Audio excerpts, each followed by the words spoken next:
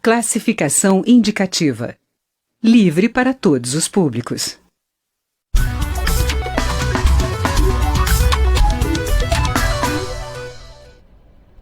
Olá. A comissão especial que analisa a proposta que trata da prisão após o julgamento em segunda instância já retomou os trabalhos. Os parlamentares debatem aspectos da constitucionalidade, da segurança jurídica e também do impacto da presunção de inocência com a sociedade civil organizada. Atualmente, o trânsito em julgado ocorre só depois que o julgamento de recursos nos tribunais superiores, o que pode demorar anos. E para conversar sobre o tema, o entrevistado desta edição do Palavra Aberta é o deputado Capitão Alberto Neto, do Republicanos do Amazonas. Bem-vindo, deputado. Obrigado. Capitão Alberto. Bom, deputado, a comissão já realizou diversos debates. Eu queria que o senhor falasse para a gente qual a expectativa agora, como é que vão ser os trabalhos, a previsão de votação. Essa PEC ela é impactante. Impactante na questão judiciária como um todo. Ela não vai tratar apenas de uma questão penal, mas em toda a reforma judiciária, tanto administrativa como trabalhista. Muitas vezes um trabalhador demora anos e anos também para ter o seu julgamento, né, de repente a sua rescisão, questões cíveis, questões administrativas, uma morosidade muito grande. Foi até bom no judiciário. Recordar, porque está se tratando quase sempre da questão penal. Não é isso? Então a questão penal é uma das áreas que vai ser alterada, mas não é apenas a questão penal. A questão penal chamou muito a atenção porque nós tivemos a Operação Lava Jato, onde vários poderosos foram presos, empresários, políticos, e com a decisão do STF causou um prejuízo enorme em termos de sensação de justiça, né? Ao ver esses poderosos sendo liberados, e não só os poderosos, homicidas, estupradores, o DEPEN dá um número em torno de 85 mil presos foram liberados pela decisão do STF, que é uma decisão que ela veio mudando durante a Constituição. E agora o Congresso tem que fazer a sua parte.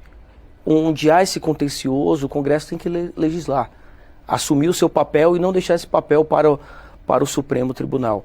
Agora, deputado, essa proposta já vinha sendo debatida há alguns anos na Casa e com a decisão do Supremo antes, ficou-se aquela hipótese, por que o Congresso não decidiu antes para não haver essa decisão do Supremo? Como é que está o humor agora para que seja votada?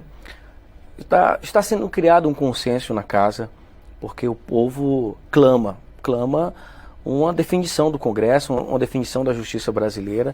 Ninguém aguenta mais impunidade. Eu cresci escutando que só quem vai para a cadeia é o pobre. O rico nunca vai preso. Sempre cresci escutando isso. Isso a maioria dos brasileiros escutam também. E a gente precisa mudar essa imagem do nosso país. E essa PEC vem mudar essa imagem. Porque só quem tinha condições de pagar grandes advogados que tinham acesso aos tribunais superiores. O pobre realmente não tinha acesso e ele cumpria a pena na primeira ou na segunda instância. E os ricos tinham essa protelação. Casos conhecidos que aterrorizaram o nosso país, de demora, muitos casos até caíram no esquecimento ou até extinguiram-se a pena na demora do julgamento. Sempre tem um recurso centrado, diversos embargos declaratórios, por exemplo, no STF.